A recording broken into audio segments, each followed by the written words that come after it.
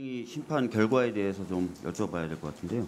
아까 김승원 의원님 질문에 대해서 긍정을 하셨어요. 뭐라고 아까 질문하셨냐면 검사의 수사 권한이라고 하는 것은 헌법상 권한이 아니다라고 이번 권한쟁의에 관련된 결정에서 나왔는데 그 부분을 존중하냐라고 질문하자 그렇다. 청구인 적격을 부인하신 부분이니까 그 예. 결론에 대해서 제가 당연히 존중하고 취지에 예. 맞게 집행할 것입니다. 근데 최근에 보면은 이제 국민의힘 의원님들 심지어는 국민의힘 당 대표까지도 이 결정 자체가 일부 헌법재판관들의 편향된 결정이다라는 취지로 자꾸 얘기해요. 오늘 장관님도 듣다 보면은 4명의 그러니까 장관님의 편을 들어주는 주장에 동의하는 그런 재판관님들의 결정에 대해서는 굉장히 그 의미를 두시는 반면에 5분의 결정에 대해서는 존중은 한다고 하시면서도 여러 가지 아쉬운 점을 토로하는 등 표현을 하고 계십니다. 네, 그렇습니다. 그런데 제가 좀 찾아봤어요. 이 헌재 결정문에도 이번 헌재 결정 취지와 유사한 사전에 4번의 결정이 있었다고 언급이 돼 있고 제가 그 결정 내들을 찾아봤더니 국민의힘에서 얘기하는 것처럼 뭐 민변 출신이거나 국제법 학회 출신이거나 우리법 연구회 출신인 재판관들뿐만 아니라 예를 들어서 2017 헌바 196 사건의 경우에서는 박근혜 대통령의 몫으로 임명된 재판관도 검사의 수사권은 헌법상 권한이 아니다라는 취지로 결정을 내렸었고 그 이전에도 보면 검사 출신인 재판관들 그다음에 보수적이라고 평가받는 민사판례연구회 출신인 재판관들도 동일한 취지의 판단을 해요. 자 그러면 이게 지금 뭐 김기현 당대표님이나 오늘 이 자리에 계신 국민의힘 의원님들이 얘기하시는 것처럼 이러한 결정이 일부 민변이나 우리법 연구회나 국제법 연구회 출신 재판관들에게만 한정된 결정이라고 볼 수 있습니까? 지금 핵심을 잘못 이해하고 계신데요. 제 질문의 핵심 먼저 답을 해주세요. 그거에 대한 답을 드리는 거니까 들어보시면 됩니다. 자 취지가 지금 이거는 왜 그분들이 아예 판단을 안 하고 각하느냐의 문제거든요. 저희는 이 답을 듣기 위해서 장관님, 여러 가지 가능한 법적 구석을 했던 겁니다. 장관님, 제가 질문한 게 그거 아니잖아요.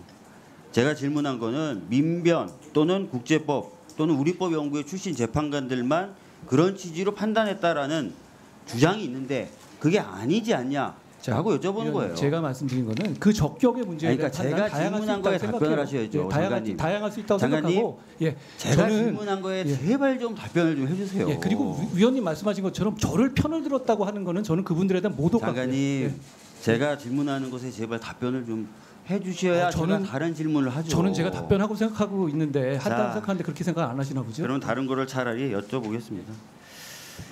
자, 그 인사정보관리단에 대해서 좀 여쭤보겠는데요. 과거에 아까 이제 김의겸 의원님 여쭤보신 것처럼 같이 근무를 하셨던 분이잖아요, 정순신 변호사가, 그죠? 중앙지검 250명 있는 검사예요. 그러니까 좀 제 얘기 좀 듣고 좀 답을 했어요. 자, 그리고 그 당시에 보도도 나왔어요, 그죠? 자, 그러면은 대부분의 사람들이 같이 근무했고 또 보도도 나왔으면 알 수 있지 않을까라고 생각하는 게 인지상정일 겁니다. 자, 우리 권순정 기조실장님, 작년 국정감사 때 그때 출석하셨을 때 제가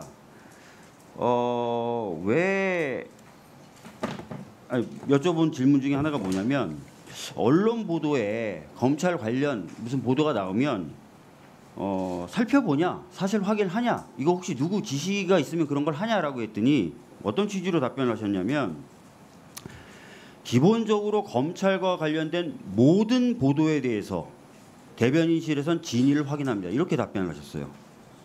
특별히 지시가 없어도 한다고 하셨어요. 자, 아까 이제 KBS 보도를 김의겸 의원님이 잠깐 보여주셨는데 고위 검사라는 표현이 있었고 그 당시에 굉장히 논란이 있었던 사건입니다.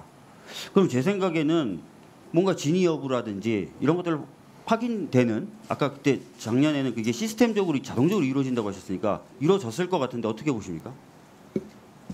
제가 그 당시에는 그 보도가 났을 때는 대변인실에서 뭐 대변인으로 근무한 게 아니기 때문에 그러니까 추측을 이야기할 수밖에 없을 것 같은데 이때도 그냥 단지 권순정 기조실장님이 어떤 업무 패턴에 대해서 말씀하신 게 아니라 검찰 내에는 그런 게 시스템적으로 된다는 취지로 답변하신 거예요. 그러니까 제가 어떻게 이해를 해야 됩니까? 그러니까 그 뭐 추측을 말씀드려도 된다면은 좀 말씀을 드리겠습니다. 네. 그러니까 그 보도 자체가 그 당시는 정순신 그 검사의 그 본인의 무슨 비위에 대한 내용은 아니었던 걸로 그렇게. 아니 근데 그 당시 보도 취지는 네네. 고위 검사가 그 아버지로서 뭔가 이 사건 진행을 막고 있다라는 취지의 보도였어요. 문제가 있다라는 취지의 보도였어요. 그러니까 당시 대변인이 어떻게 파악을 했는지 모르겠습니다만은 그 본인 문제가 아니라 자녀 문제이기 때문에 그 부분에 대해서 더 깊이 확인을 안 했을 수는 있다고 생각합니다. 근데 그거는 당시 대변인한테 물어보시는 게 더 정확합니다. 네, 알겠습니다.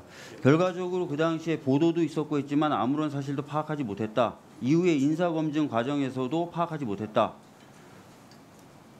이거는 사실은 장관님이 처음에 인사정보관리단을 만들 때 보다 투명하게 만들고 보다 더 효과적으로 하겠다는 취지에 반하는 결과 아닙니까?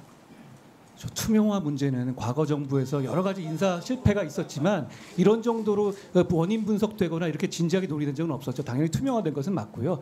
지금 말씀하신 것처럼 저는 이 문제가 개인 송사 문제의 문제고 게다가 제가 알았더라도 제가 내용에 관여하는 문제는 아니었기 때문에 게다가 어느 직역에 간다고 찍어서 저희한테 의뢰가 오는 것도 아닙니다. 그렇기 때문에 지금 시스템이라면은 개인 송사라든가 가족 문제라면 이게 또 걸러지지 않을 수도 있다고 생각합니다. 그렇기 때문에 제도 개선을 잘 마련해야 한다고 생각합니다. 네.